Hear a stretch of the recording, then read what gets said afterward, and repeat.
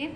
Next I'm going to teach you about the relations of sternocleidomastoid. Superficial relations are skin, platysma. There are three cutaneous nerves: great auricular, transverse cervical, and medial supraclavicular nerve. Great auricular, transverse cervical, medial supraclavicular nerve, and external jugular vein. So remember these 4 points as superficial.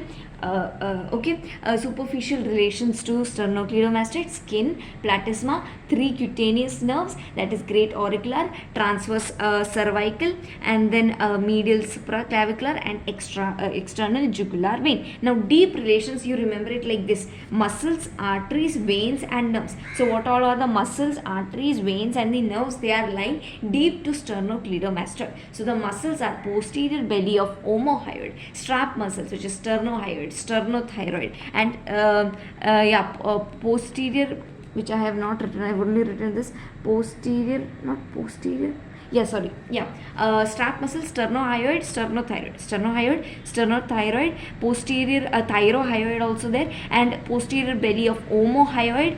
And then comes scalenus, posterior, anterior, medius, posterior, all anterior, medius, posterior, and levator scapulae. So these are the muscles which is deep to sternocleidomastoid. Now comes the arteries. Now the arteries are occipital artery, common carotid artery, internal carotid artery, common carotid artery, internal carotid artery. Okay, common carotid artery, internal carotid artery, and occipital artery. Now the veins are internal jugular vein, anterior jugular veins. Okay, internal jugular veins and anterior jugular veins. The nerves are vagus nerve, brachial plexus, upper part and lower part, phrenic nerve, cervical plexus, spinal accessory nerve. Of course, this nerve which is supplying it. So, spinal accessory nerve, vagus nerve, cervical plexus, ansa cervicalis, phrenic nerve. So, in Vishram Singh, actually, how it is given, it is that in Vishram Singh, it is given the deep relations are given in 3 parts: upper part, middle part, and lower part. Okay, and in the upper part, what all muscles, arteries, veins are lying. In middle part, what all the muscles, arteries, and veins are underlying it.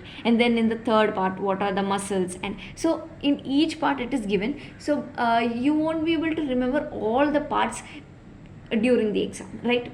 You won't be able to remember that. So you need to make your thing easy, okay, like how to remember it easily. So if you're going to remember these muscles, these arteries, and these veins, and these nerves are underlying it, these are the deep relations. If you are able to write this much, it is fair, right? Rather than burdening your head with things which might not be so much possible or so much to remember, is if it's not possible. So make it easy for you so that you can remember it. Okay, so the muscles, arteries, veins, and nerves, and they all are the deep relations of the sternocleidomastoid. Just remember it like that, okay, and write it like that. Okay, don't burden yourself from the upper part, middle part. After all, this is just a muscle, and it has a very important clinical correlation. Like I said, wry neck or torticollis, this is very important. If this is asked as a short note, you need to write about sternocleidomastoid and its relations. So this much is enough. Okay.